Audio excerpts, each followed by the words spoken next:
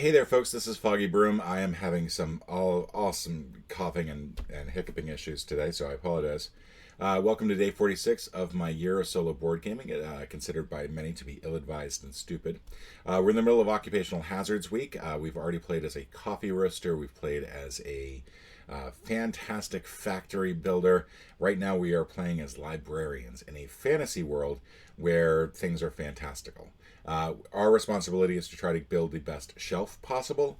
We're going to do that by playing these cards that have books on them into what is hopefully going to be a nice alphabetic stack that is three shelves high. Hopefully you'll be able to see all that. Let me actually shrink this just a little bit so you can see everything there. There we go. And then get points based on how well we adhere to the alphabet, how big our biggest stacks are, and basically get points for the types of books that we have in our library. There are 6 categories of books, and in the game you select a category to be your prominent work. That applies to all the players in a regular game, plus in the solo game it applies to you and the machine. The demon librarian that is competing against you. There's also a banned book category. In this case, it's corrupted chaos codices. These are books that you'll lose points for, and you want to try to avoid those. Plus, you have your own personal focus, which in this case is historic volumes. Now that applies only to me. The solo opponent, the demon librarian that you're competing against, also has a special category as well, but that is going to remain hidden. Public library, I think that's what they call it in the game. In addition, there are 2 cards here. These are the remaining 2 categories, and these get revealed as the game goes on. Now, you'll be able to use your assistants. You've got 3 regular assistants, represented by these green little gnome things here. And then also you've got this wizard. In this case, I've got the literary laboratory, and it comes with this little wizard assistant. Each of the different player things that you can play as comes with its own special assistant that has its own ability. So, for example, the Junkyard of Enlightenment comes with a trash golem. The Garden of Education comes with a bookworm. Crypt of Accursed Knowledge comes with a mummy, and so on. Now, in the game, not all of the little player boards are designed for solo play. So, if there's one that you can do with solo play, it'll have a tiny little icon right here that indicates that it is intended for solo use. So you do get cut out from part of the game, unfortunately, when you're playing solo, which is why I recommend that you find some friends and play this as well, because this is a fun group game as well. You'll have a number of locations set out at the beginning. There are 10 locations that, much like the player boards, are designed for solo play. You'll notice the little icon there in the upper left as well. I'm hoping that you can see that. As the game progresses, you'll get rid of 2 of these locations each turn and bring in a new location, dwindling the number of locations down by 1 in each round. You'll only play 5 rounds. This is a relatively quick game. I'm probably taking longer doing the explanation than I am going to be actually playing the game, so yay. Each round, you will go ahead and put out your assistants to the different rooms here. You can also do it to your card as well. That'll allow you to do things such as gain more cards for your hand. You'll be able to shelve some cards and so on. The way that the public library works in this game, your solo opponent, is that they base their points based on all of the discards at the end of the game. Now, at the beginning of each round, you'll actually, and I'm going to go ahead and make sure I've got the rules correct on this, because as is always the case, it is sometimes difficult to really just keep in mind how to play the game.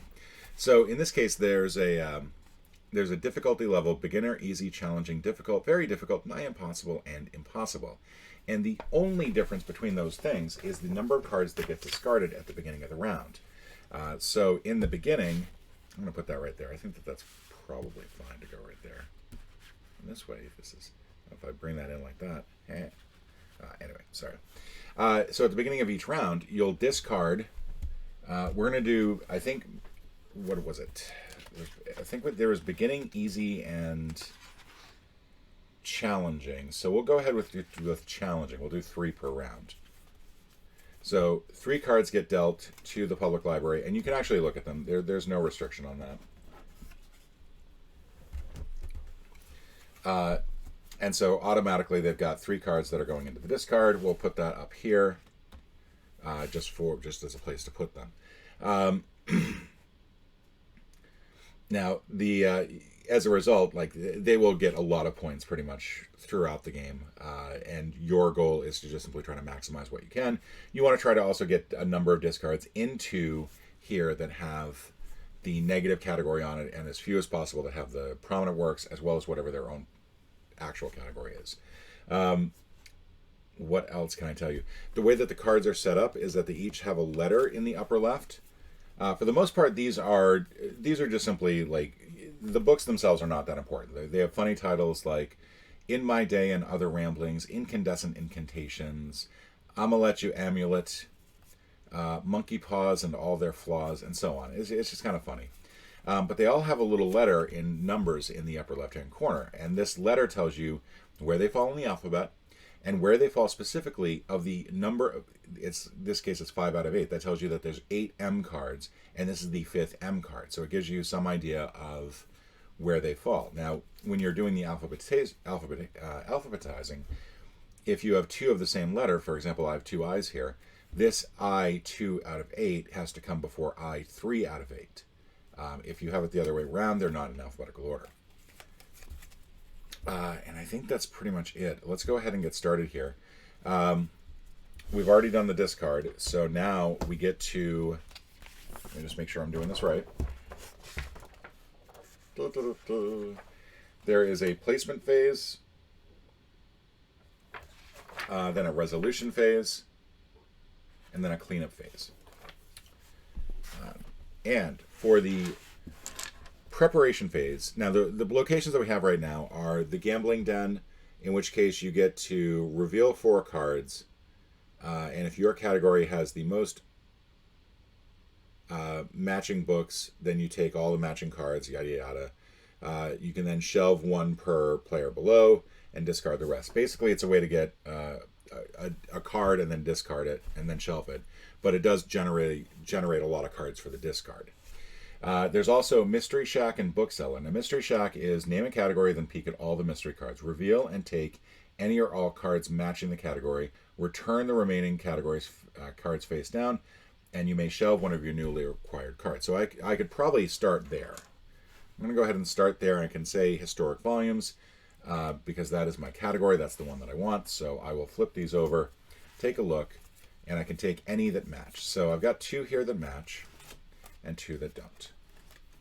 They'll go back face down. I can take one of these and I can actually go ahead and shelve. Now, you don't need to worry about, like, the top shelf obviously would be unsupported if you were to start like here, but that's okay. As long as you don't place cards in a way that makes them unsupportable later on. So I can't place my next card here, for example. They have to be orthogonally adjacent, and you can only have 3 rows total. So if I have a W here and a P here, I can't then put another card up there. So we're going to put the B here. That's actually a really good card because that's got... it's the red category we don't know anything about, but we know it's not bad. We give it the 2 historical volumes, so that's a plus. So that's my first category. Now, some of these will have, by the way, little stopwatch things on it. That just simply means that those are done in the resolution phase as opposed to the planning phase. You can continue to place things. You can't place more than 1 per location, which means a lot of your assistants at the end will just simply be placed on your own home. We're going to do Bookseller, and this allows me to take 1 book from this look. Actually, this one's done face up, so you can actually look and see what you got. So this presents an interesting dilemma. We've got the 2 that have our category in it also have corrupted codices, so we don't really want to get those. This one's probably the best one to get. This H is actually pretty good. So I'm going to take 1 card from this location. I'm going to go ahead and put this back, and I may shelve it. And I'm going to go ahead and shelve it, and I'm going to shelve it on the 2nd row. I'm going to keep this sort of open up here. I can now shelve one other. I can now play this to my home, which is down here, and I will go ahead and play that I that I mentioned earlier, the 2 out of 8. And then finally, I will go ahead and play my wizard. Now, my wizard has a special ability. May shift a group of adjacent cards any direction by 1 space prior to shelving a card. Now, you can shelve like that as long as you then fill in that spot. You can't leave that open like that. But I'm going to actually shelve it this way. And I'm going to go ahead and play this other eye. And that allows me to shelve. Now, you can, when you play your cards here, you can draw 1 card or shelve 1 card. You can't do both. The bookworm actually allows you to do both with the special assistant. You only have your abilities with the special assistant. Now, there's nothing that we did that was a part of the resolution phase. I think garbage dump was the only thing like that. We're now good. We can now go to the cleanup phase. The cleanup phase means that the cards that are on here are going to get discarded, which means they get a whopping 5 cards total, which is insane. And in addition, we bring all our assistants back. So they'll all come back over here. I think you can still see them there. And then we can take 2 of these locations and get rid of them. And I definitely think I want to do that. I want to actually do that with... I want to do that with the bookseller, definitely. Because I don't want that to keep generating 4 cards each turn. I think I'm also going to do that with the gambling den. Because that just is all sorts of nasty in terms of generating discards. And I know what you're saying. I hear what you're saying. I'm leaving the mystery shack. Why am I leaving the mystery shack? That's going to be 4 more cards. But I think I can use that to help get some additional bad cards into the discards. So now we're going to draw a location. We're on the beginning of round 2. We get the book collector. And I think part of preparation is... So let's make sure I do this correctly. So at the beginning of the 2nd and 4th round, reveal 1 card. So we're going to reveal a card, Fantastical Fictions. That means that the focus of the public library is not green. So that's something to keep in mind. We're now going to deal some cards out here. We're going to deal 4 cards face down to the Mystery Shack, 1 card to the Book Collector. The Book Collector gets it face up. And then we're going to also deal 3 more cards to the discard. And you can see this is not looking good. For every 2 books discarded that match one of the book's collector's category, draw 1 card from the deck. You may shelve up to 2 of the cards drawn. All right, so if I wanted to discard Fantastic Fictions or Spells and Potions, I could then draw a card from the deck, and I can do, if I did that with 4 cards total, that would be really helpful. And that would be a good way to discard a lot of greens, or a lot of cards that have blacks on them. That sounds horrible, I know. That have Corruptus Codices on it. So I think what I'm going to do is I'm going to start with Mystery Shack. I'm going to start with Mystery Shack and say historical fiction. And I get 3 of the cards.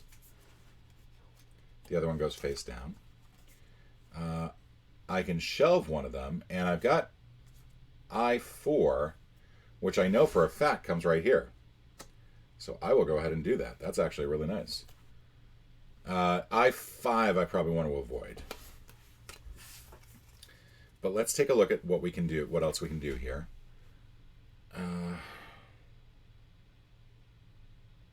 Now, one thing that's really cool is that I can actually go into the garbage dump, and this is a great little feature of the game. The garbage dump is going to allow me to go through all of these discards, and I can look, if I want to, beforehand.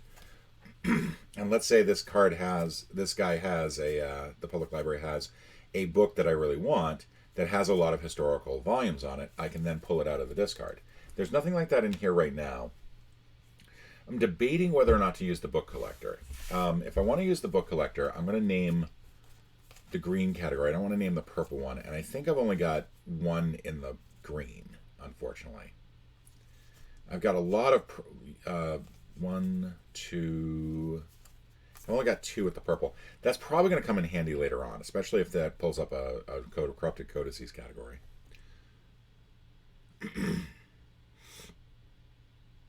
Wishing Well allows you to discard X cards and draw X plus 1, and you can then shelve one of the newly acquired cards. I think that's what I'm going to do. I'm actually going to go ahead and get rid of I'm going to get rid of this I one because it's got a corrupted codices on it. So that's going to be two. Oh, that's a tough. Any card that you don't shelve at the end of this, by the way, goes into the discard. So whether I give it up now or give it up later, that's neither here nor there. Let's get rid of this P card because this has got a corrupted codices on it. It might have, if the red is category is what they are specializing in, then that kind of messes me up a little bit. But I'm going to get to draw 2 cards. And I may shelve one of these 2 cards. And, ooh, that's nasty. Oh, look at that. Oh, and I forgot to put my actual guy there. So let me do that. So I'm definitely going to shelve this card. I want to shelve it left roughly right here because I think that that's going to give me some space to do some of the other letters.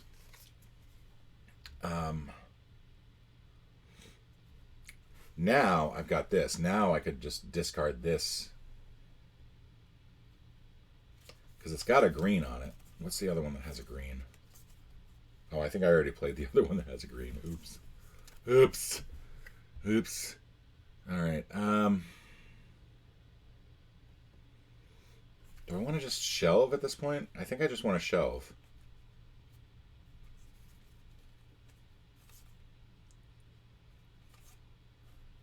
I think at this point I am going to go ahead and just do one here. I'm going to place a P.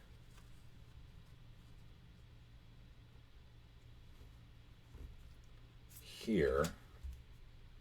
It's kind of a big gap to leave there.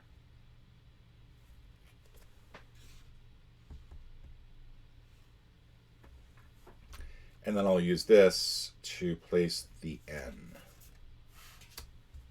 down here.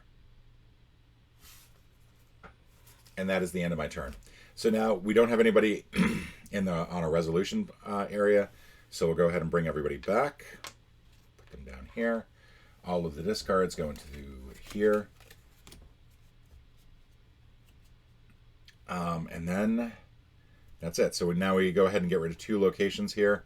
Now we are going to go ahead and get rid of the Mystery Shack. I think that was fun to have while we had it. And I think we're going to get rid of the Librarian Lodge. I don't see that as particularly useful. It has its uses, but it's not one I'm going to keep right now. And now we've got Donation Center. Discard 1 or more cards, then shelve up to 2 cards from your hand. Oh, I like that. I like that because that's going to help me get some cards into my deck. In fact, that's that. Then we're going to add 3 cards to here. I really want that H. I really want that H. So I think what we're going to do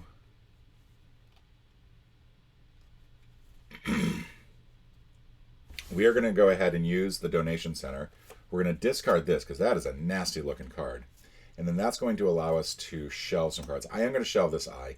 I don't like doing it. I don't like having black cards in there. You can voluntarily flip over cards. And I should have done that with that. That is not a good card to have in there. Oh, I forgot to put a card on here. Sorry. Sorry about that. And I can still shelve 1 more card. I think I have to do that here. I'm going to take a quick look at the rule book here for just a moment. I don't know if I can leave gaps in a shelf as long as they are supported, and it looks like I can. So,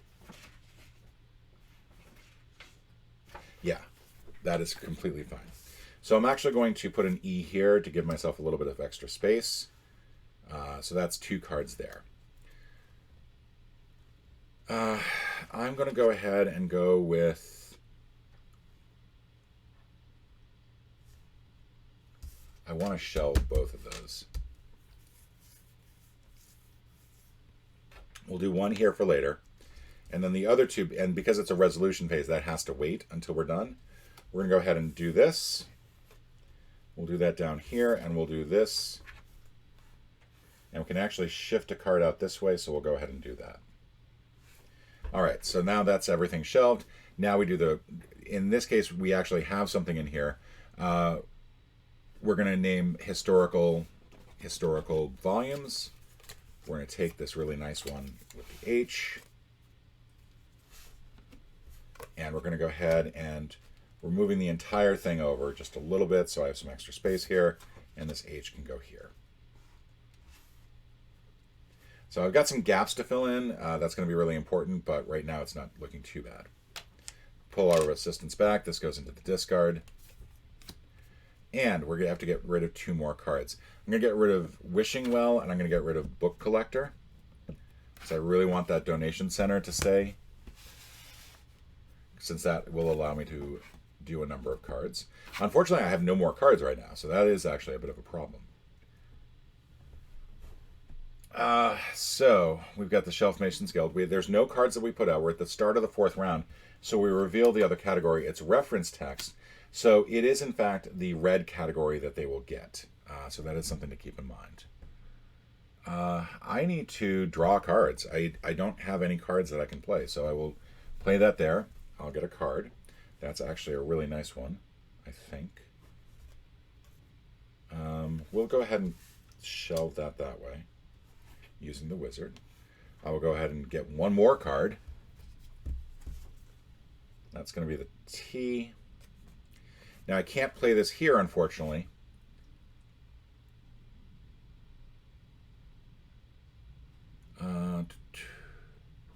So I will go ahead and place that in the garbage dump. All my assistants have been placed, and we now do the resolution phase. I will name, what is it? Monster Manuals.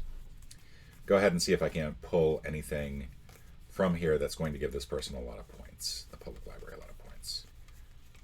And there's not anything that really jumps out at me. I will go ahead and take this J, because this J can go right here, because you do get to shelve it as soon as you draw it. And that is the end of the 4th round. We're now in the 5th round. All of these folks will come in. So as much as I would like to keep the donation center, I have no cards to play that will take advantage of that. Actually, I'll go ahead and get rid of the shelf. Well, I have to get rid of 2 of them, so we'll get rid of these 2. We'll go ahead and add the last one, which is the Ye Old Bookshop. We're going to deal 3 cards. Did I remember to deal the 3 cards that we were supposed to deal to the public library at the beginning of the game, in round 4? I don't think I did. So I'm going to actually deal 3 more cards to make up for that. And if I am giving them an extra 3 cards, I'm giving them an extra 3 cards. Sale of 8. So now our problem is that we really need to fill in this top row, and we don't have anything to do it. So we're going to go ahead and just simply draw and hopefully get the best. We can trade. Is there anything in here that we can trade that would be useful? There isn't, because the N's not going to help me out. The N's going to go down here. Z would go over there.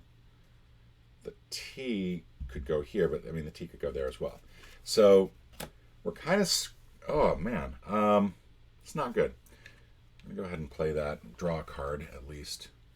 Get a P. We'll do one more. N.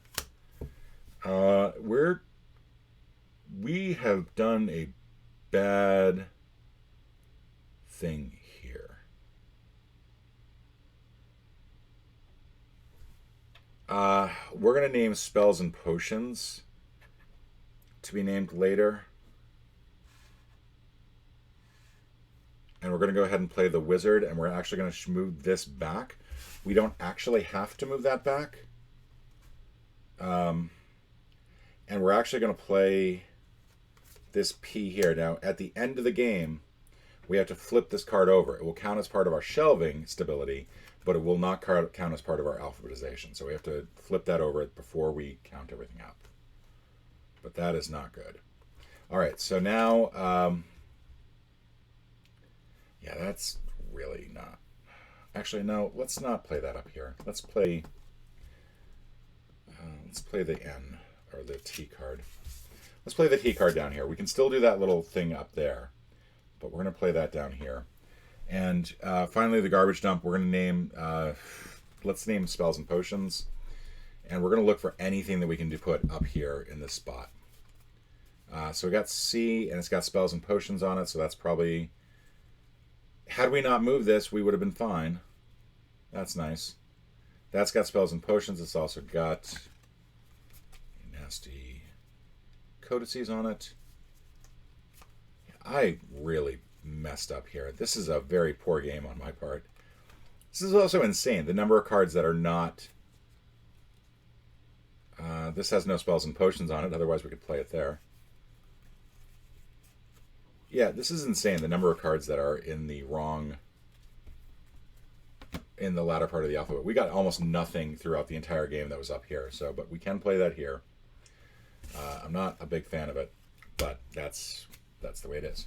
Now this is a, we can see that it's actually a monster manual. So we're going to put this right here, and then we do all our scoring. Now, the scoring takes a little bit of time to go through. Also, we have to discard this. These 3 cards go into the discard. Sorry. These go into the discards. So now the discard's got all of its cards. All of its pretty cards. Yay. And this is going to hurt. So, alphabetical order check. Move that off. Here, I think these are dry. This is a dry erase board, so I think I can do this. I'm just going to just check real quick. Yep. All right. Okay, so alphabetical order check. We are still in alphabetical order, despite my little panic attack near the end there. Corrupted codices, we have 1, 2, 3. So 3. Fantastical fictions are the green ones. We have 1, 2, 3, 4, 5.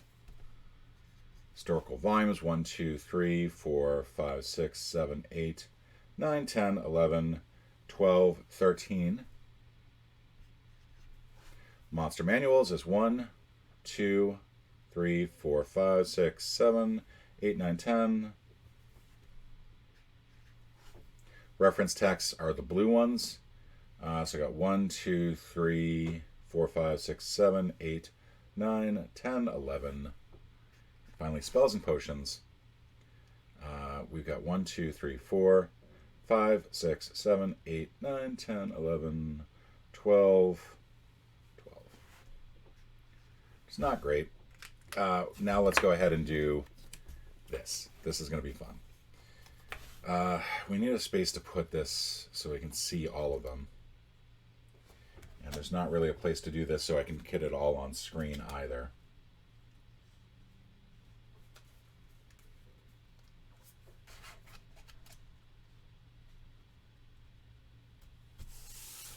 Move all this up here, move all this up here.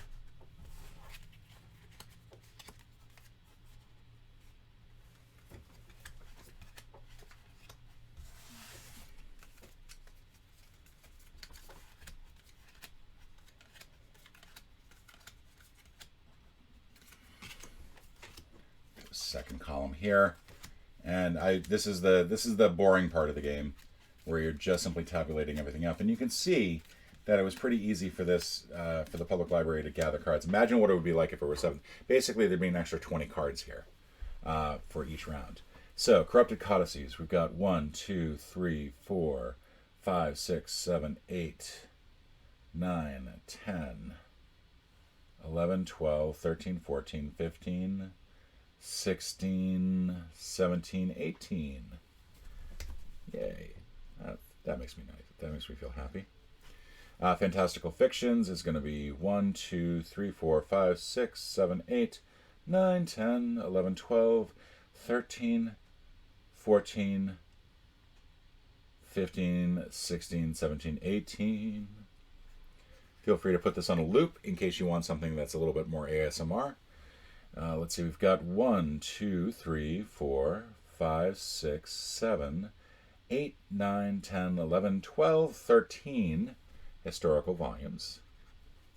1, 2, 3, 4, 5, 6, 7, 8, 9, 10, 11, 12 monster manuals.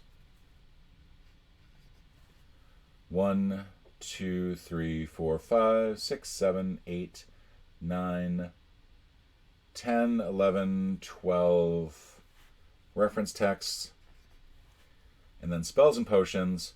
1, 2, 3, 4, 5, 6, 7, 8, 9, 10, 11, 12, 13, 14, 15.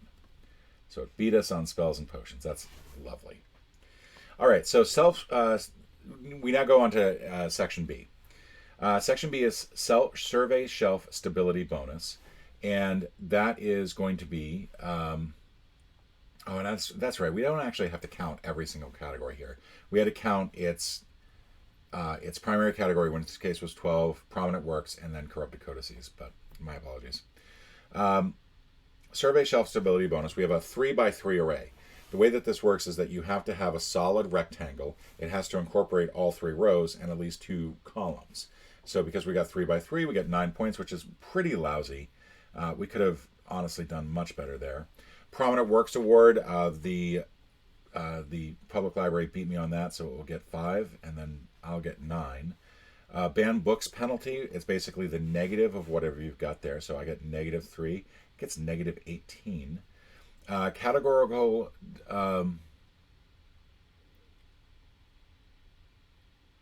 So categorical variety is basically how many complete sets do you have of each category, not counting the banned books. The banned books are corrupted codices, so we don't count that, but I only have 5 of the fantastical fictions. That was my least. And then the public library had 12. And then reveal and score library focuses. So my focus was historical volumes. I got 13. And the public library had 12. And I think I've done that correctly. I'm just going to grab the rule book here and just check to see. Because I think it's actually ×3 and ×2 for those last 2. Which means I'm really screwed.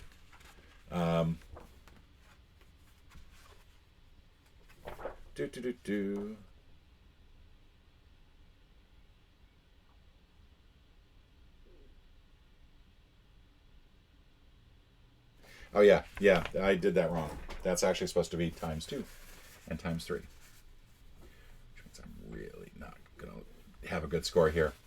So this should be 15. This is going to be 36. Ouch. Ouch. And then this is going to be 26, and this is going to be 24. So overall, fortunately that had a huge impact on there. -3, 33, 57 for the public library. And my total score was 18 down to 15 to 30, 56. 1 point. I lost by 1 point. Ow. Ow. That hurts. That hurts in a way that I cannot tell you. Like, if I had decided, you know what, well, let's get these H's up here so we can do that. Oh, man. Oh, well. That's the way it goes. I have lost to the public library playing on challenging mode. I do really enjoy this game. It's by Adam McIver. If you can find a copy of it, I highly recommend going out and getting it. It's a lot of fun. I love the playfulness of the game. I love the whimsy of the game. And it does make for a good group game as well. And then, because it's a scoreboard, I get to erase all this. I get to erase the ignominy of my defeat. Oh, look at that. All gone. All gone. Bad, bad, bad score. Anyway, folks, thank you all for joining me. I will see you again tomorrow, and we will be continuing our Occupational Hazard Week. Do all the YouTube things, like, subscribe, and click the bell icon for more notifications, or for notifications, or something, some language like that. Thank you, everybody, and ciao.